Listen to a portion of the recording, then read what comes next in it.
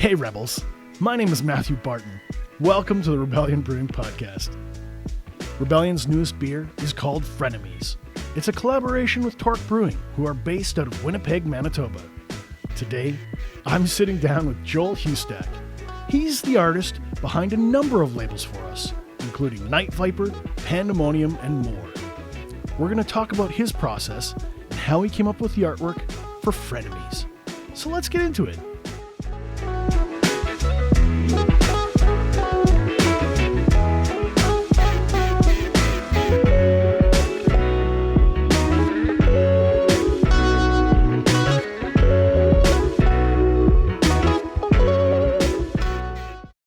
Joel, welcome to the show. Hey, thanks for having me. How's it going? Oh, it's going pretty good. I feel like I haven't seen you since the pandemic started. It's been like 2 years. Yeah, it's crazy. And I'm like, you're one of my favorite humans. How have I not seen you? Like, I send you the occasional meme on Facebook. Yeah. It kind of goes that way with a lot of people online. Yeah, no doubt. And like I'm kind of a weird one online too. Like I kind of go in and out. Like I'm kind of more of a lurker. Yeah, you don't shitpost a lot. Mostly just good artwork. Yeah, thank you. So, when we approached you for Frenemies, tell me how that process started. How did it go? Yeah, well, so Mark actually reached out to me for this one, which is kind of different because usually you're the one kind of coming out and commissioning me. But this one was pretty cool. Like I got the art brief from Mark and. Yeah, it was a cool process, pretty smooth. Like usually there's not much feedback. Like usually it's just like we love it and keep going forward, and it was a pretty smooth process. I know from my perspective when I'm working as an artist or as an editor, I hate getting tons of like little picky notes. I try to give a vision, and I'm like, here's my vision, make it yours, kick some ass. Yeah, and I don't want to be like, edit this finger that way or adjust that leg that way. Like that's not how I want to make art. Yeah, no, exactly. And I as an artist, I appreciate that where they have confidence in you and they want something that you do, something that's unique from you. And I think you can tell when a client really respects that. How long did it take you to make it? Well, it was kind of off and on. I don't actually, I think I logged the hours in an app, but I don't have a good memory exactly about I'd have to go back and review that. But like weeks, days? It was split up. So it was actually, I did the sketches when I was on a trip in Europe, and then I finished it at the end when I was about to come home. And so it's kind of a bit of a blur because of that. But so over the course of about 2 months, but if I dialed it in, like I could have, finished that amount of time within a week for sure. As soon as I saw the drafts come in with the gopher and the bird, like kind of facing off on the field, I was like, oh, this is going to be a monster success. And I think you guys nailed it because the minute we kind of leaked some of the images out to people on social media, immediately they were like, can I get posters? Can I get stickers? Is this going to be on a shirt? Yeah. Like, they just went crazy for it.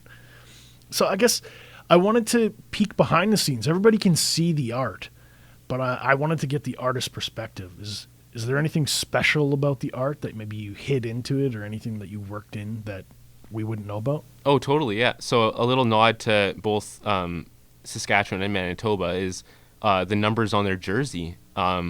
I did 36 and 24 for 306 and 204, and the area codes of Saskatchewan and Manitoba. And so I thought that was a cool little nod. Like, yeah, and I mean, there's like little things about the artwork that are a little different. Like they both have home jerseys because I didn't want to have too much of a bias to one to one province because it is a little bit of it is a collaboration, right? And they're frenemies, right? So, and there's also the banjo on the back to do a little call out to Banjo Bowl. And I remember in the very, very early drafts, they were talking about using the official colors, right? Like green and blue, green and white, and blue and white. And I was like, whoa, they're going to be stinky. Yeah, and even when I was drawing the characters, like I was trying not to look at the mascots too much, and I actually went to more of the real photos of the animals. And when I was looking up buzzards, because Buzz, I believe the guy's name's Buzz. There's actually 2 different mascots for Winnipeg, for Manitoba, and I actually found a picture that looked exactly like one of the mascots. That was the inspiration, but I can't actually tell you the species because I didn't memorize the name of it. But but it was like just the color profile and like the little like hints of white around the feet and the black and then the really orange beak.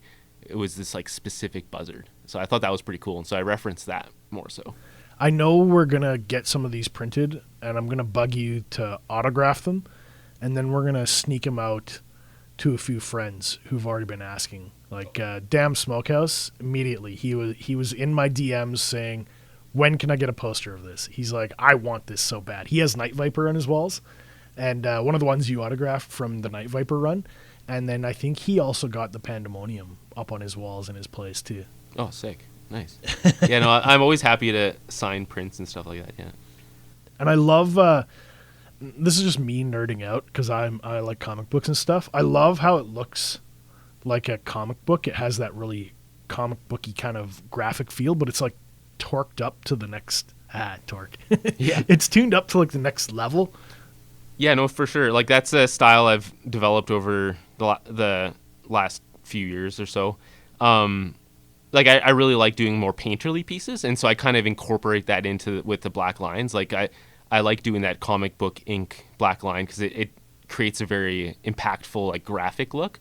But then the painterly aspect adds a lot of textures, and I get to play with colors a lot more and lighting a little bit too. And so that, which is part of my passion with artwork. I love creating like moody, textural, colorful things. So yeah, it's kind of a marriage of the two, and even like the crowd in the background behind the Friends side of the can. I didn't really paint the crowd because I knew it was going to be covered by the Frenemies text, so I just did like a painterly aspect there. So it kind of allows you to do some liberties. You don't have to draw every little thing. I got to give you a big shout out though to the hands, because hands are like the bane of my existence when I'm trying to draw anything. So I usually just cop out and like chop off one finger and do like the Simpsons 3-finger and a thumb thing. And I loved your attention to detail with the knuckles pushing into the soil for the like 3-2-1 hike. Oh yeah. I fucking love that. Was that intentional? Well, totally with the gesture of the hand, the way it's pushing in. Like I love doing a lot of figure drawing, and so that's like one of my passions, just like sort of building up my knowledge and my the fluidity in which I can draw figures. So that's just a natural like gesture that I knew should be in it, and so I love just putting that flow and the weight into things, So that was something very intentional. Yeah. Well, let's have a taste, man. For sure. Cheers. So this one is inspired. It's a mixture, not a mixture, I should say. Inspired by Zilla from Rebellion and inspired by Witty Belgian from Torque. It is a Belgian style with that Belgian yeast that creates those like really classic Belgian fruity esters. You get that fruit, you get that crisp, but it's got a big kind of like hop punch in there too, so you get a little bit of hop stank in there. Mm-hmm. Well, I mean, one of my favorite types of beers is IPA, and so I really like the hoppiness, and I also really appreciate Belgian wheats, and I know my mom does too. That's one of her favorite style of beers. She likes the sort of Blue Moon and the Rickards White. I'm gonna send you home with some to give to your mom. Oh, thank you. That's awesome. No, I think she'll love it. Yeah. You said you were like before we started recording. You said you had traveled to Europe and you were trying out some Belgian beers. Yeah, that's right. I mean, I can't remember every name of the beer, but they have a lot of like lighter beers there, and then and most like the stronger ones or like the hoppier ones will be like Belgian ones as well. I found, yeah. Is this pretty close to what you were tasting in Europe, or is it very different? It's very different, yeah. I honestly still prefer like North American beer. Like they personally like they don't do it right over there. I think if you go more traditional with the beers, it's better. But all the IPAs I've tasted there weren't very good. I think you have to really seek them out a little bit better. You were chasing IPAs, and I had a few just to try them out, because I only can have so many Cronenbergs and things like that. Like, I don't know, like they're all right, but you just get like, because we often just would get the cheapest beer as well, and that was one of them usually. But yeah, I found that a lot of like the IPAs, like they had like they were more like sweet, actually, like maybe like some additive into it maybe, and they were trying to mimic the style a little bit more. And other ones they just didn't have. Just didn't have like the body that these ones sometimes have, the flavor and stuff. Yeah, just even like some of the craft ones that I tried. Yeah, you're an IPA boy. Yeah, like we got you on the West Coast IPA. Yeah, absolutely. You dig it. Yeah. So you're between the cans and between pandemic, what other projects have you been working on, man? Yeah, so I've been doing a lot of artwork for cookbooks in the last few years. So previously, I might have mentioned on the podcast Droidography. I've got that one on my shelf. And the same company has come back to me a lot for Star Wars work, and they've been cookbooks recently. But the last one I did was actually an Avengers Campus cookbook. So it's based on the location in Disneyland, Avengers Campus, and it's just all the sort of different concoctions that you can get from Pym's laboratory, Ant-Man, and yeah, so it's all like sort of like either shrunken food or like enlarged food, because Ant-Man can change his size and go into the quantum universe and stuff like that. quantum state. So did you get to go to Disney World and like see the park and get to try the food at the restaurant? Unfortunately not. Like just being a freelancer, like it's kind of just you do the job, but like it doesn't have that many perks like I wish. Yeah. I'll have to take a trip on my own. Come on, Disney, fly my boy out and let him have some Pym particles at the restaurant. No, absolutely. Yeah. That'd be awesome. But no, I mean, it's just one of those cool little projects that you don't expect to come to your door, and now I guess I'm technically slightly a Marvel artist as well. That's awesome. Yeah. Is it going to lead to like comic books? Maybe. I think I got to start putting out my own comics and show the world that I can do that as well. But I know you were doing the Atomic name escapes me. The Atomic Victory Squad. Yeah. Yeah. So I was doing covers for them for a while. And they're sort of, they kind of reached the run of their story right now. They might do more stuff in the future, but that was a cool little run of doing comics, or doing covers for the comics at least. Nice.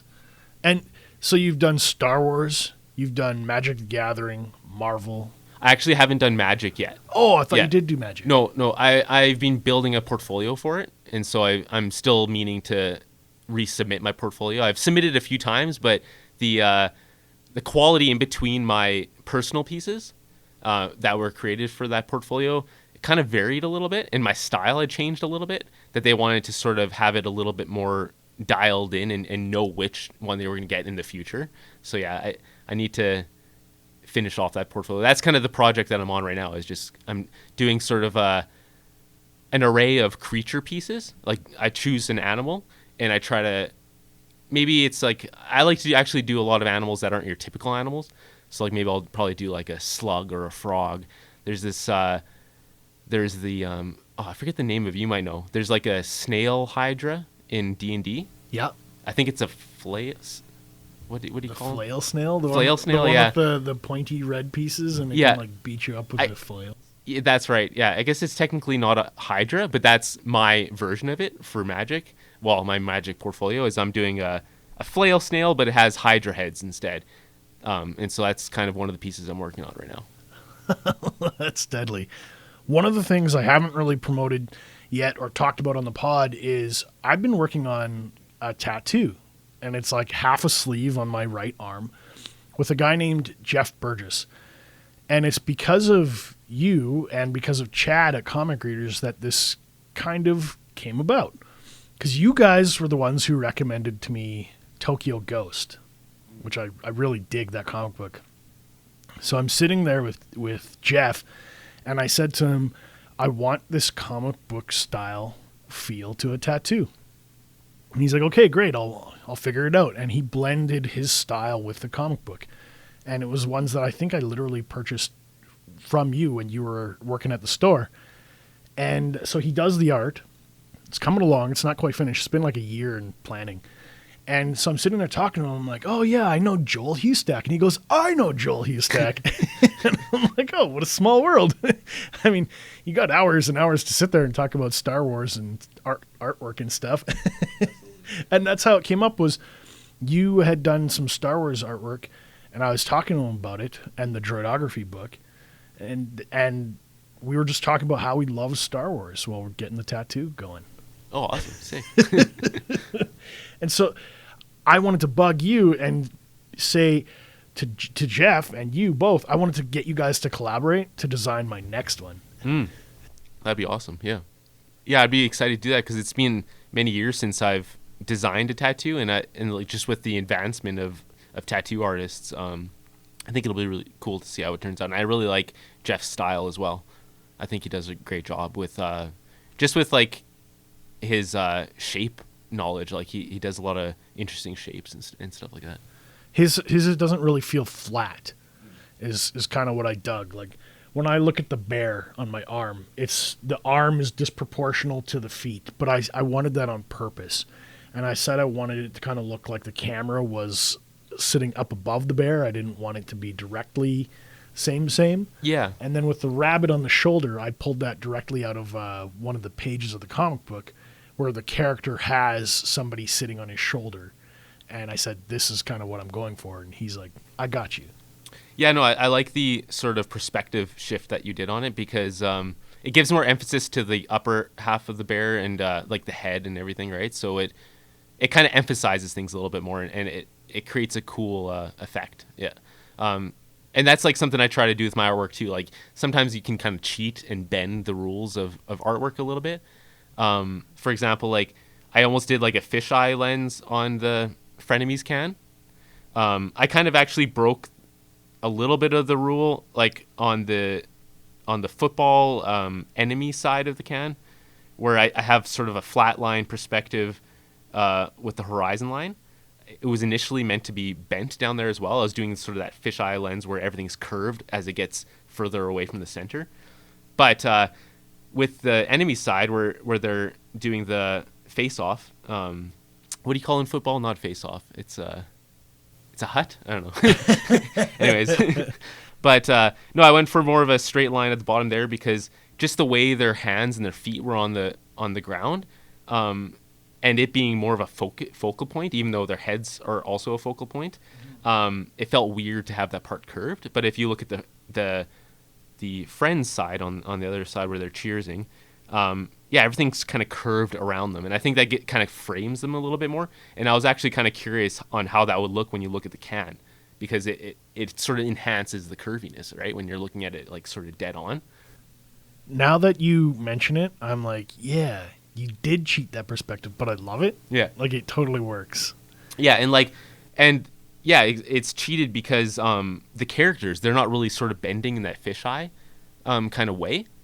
And that's intentional too, because I didn't really want to make them like super distorted, but I also didn't want to make like the horizontal lines like super straight. So that's why they're kind of curved, right? I wanted to add some more flow to it. Yeah. Well, I know that I've got a bunch of your art on my walls. If somebody's listening to this, if they see the Frenemies artwork, where should they go to support you? Where can they go to find more of your artwork and hang some on their walls? Yeah, so I'm on Instagram at Joel Hustak, JoelHustak, and I also have my website, joelhustak.com. Yeah, and so that's mainly where I'm at these days online. But yeah, no. And you're still kicking around Regina? Absolutely, yeah, for the time being. I don't know really what the future has in store for me, but Disney's flying you out to the restaurant. Yeah, exactly. Well, I mean, maybe you have an opportunity to do something with Tatiana Maslany. She's from Regina. You're from Regina.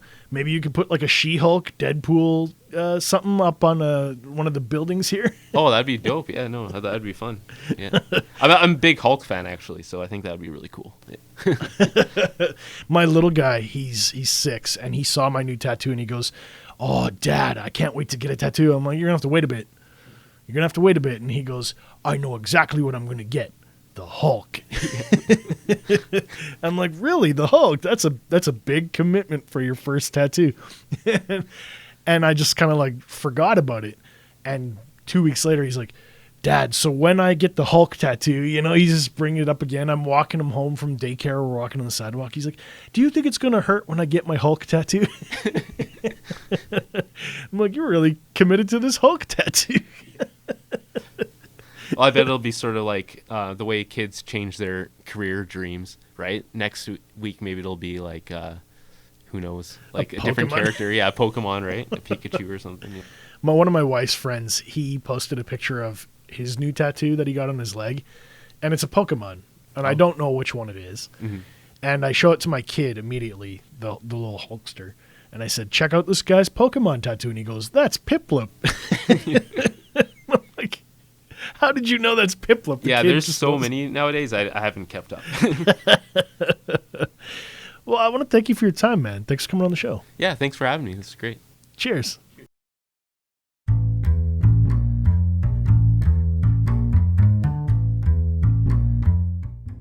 Rebels, thanks for listening today. If you have any questions or comments about the episode, be sure to join us on our brand new Facebook group page, The Rebellion Brewing Podcast. I'm going to include links to all things Joel Hustak in the show notes. Be sure to check him out on Instagram. I'm also proud to let you know that we're members of the Saskatchewan Podcast Network. It's a one-stop shop for tons of locally produced shows from across our province. You can find them at saskpodcastnetwork.com. Be sure to follow us on Facebook, Instagram, and Untappd so you don't miss out on the latest in Sask craft beer news. Thank you for joining the Rebellion.